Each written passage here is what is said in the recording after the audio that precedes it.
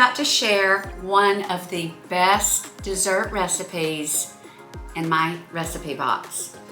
This is Skillet Blackberry Cobbler, and to be more accurate, it's Mimi's Skillet Blackberry Cobbler. Mimi is my mother-in-law, Zane's mom. She shared this recipe with me decades ago when I married into the family, and the first time I took a bite, I was smitten.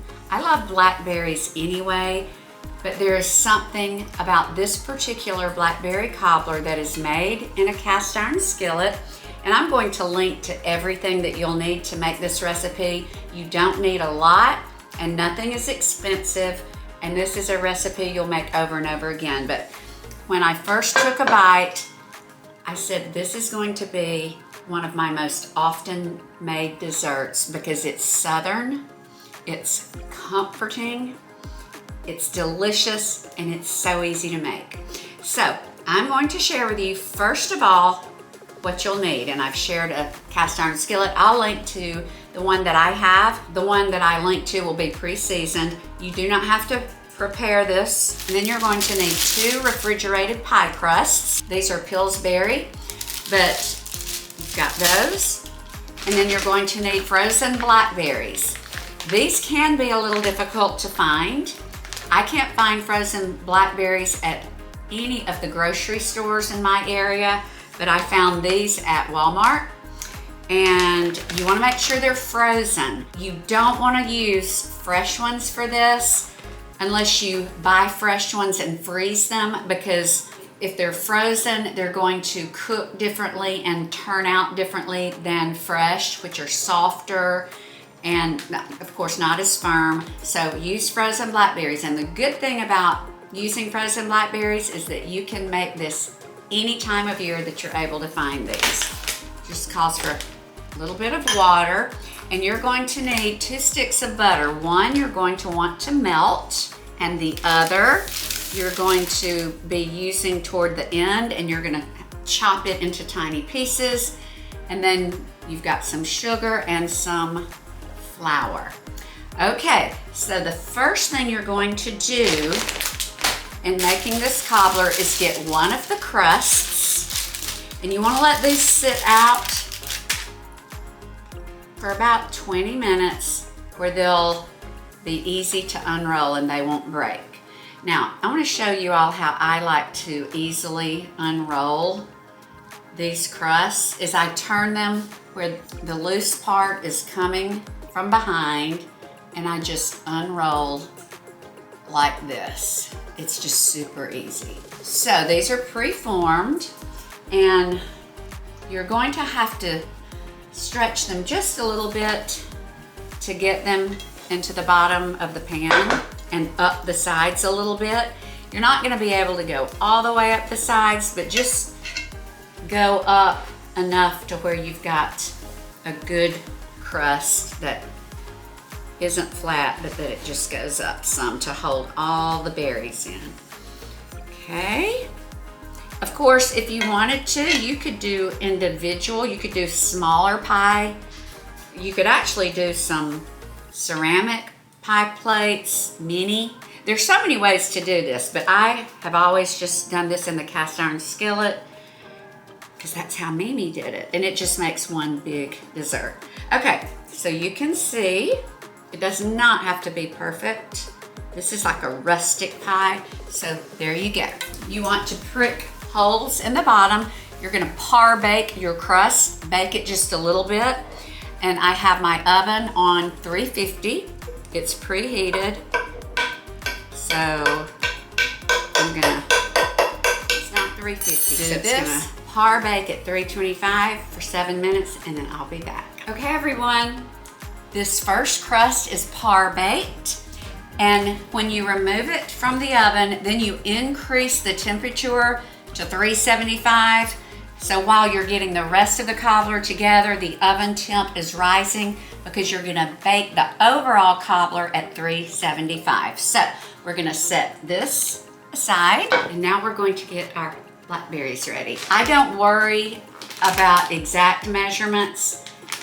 Each of these bags is 16 ounces, but I like a little more than 16 ounces, so I got 2 bags.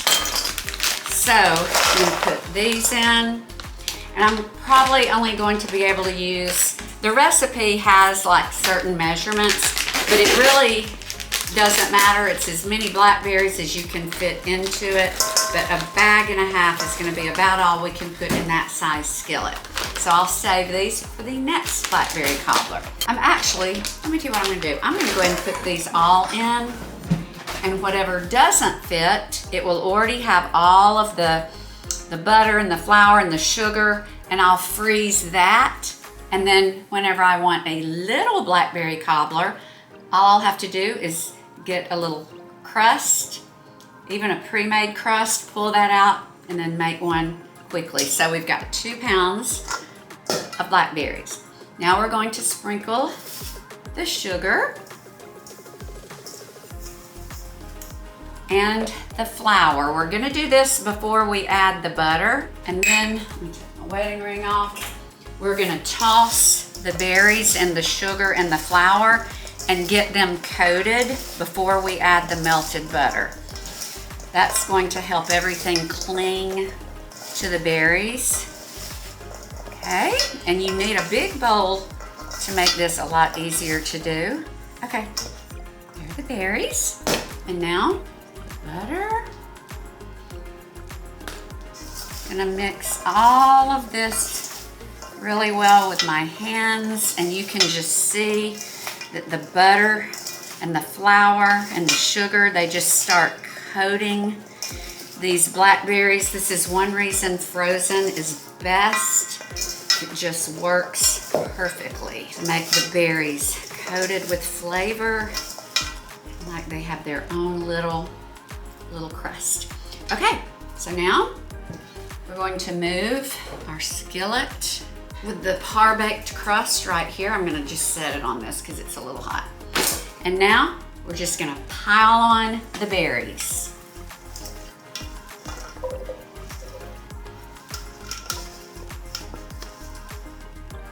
Okay, guys, I think that's all. I think I'm gonna save the rest of this. This would make a nice size pie for Zane and me. Just a little mini version. I think this is plenty because that's filling up the skillet. So you do use an entire box of 2 refrigerated crusts.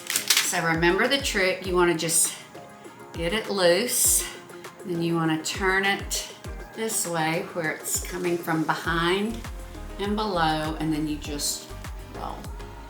And now we're gonna just cover the top and just stretch it as best we can to get it to the edge. And we wanna try, even though the skillet's a little hot because we just pulled it out of the oven, you wanna try to seal it and crimp it up next to the sides of the skillet if you can, if it's not too hot, because it's gonna pull away a little bit, and it's fine, but you just wanna try to keep it tight to the sides.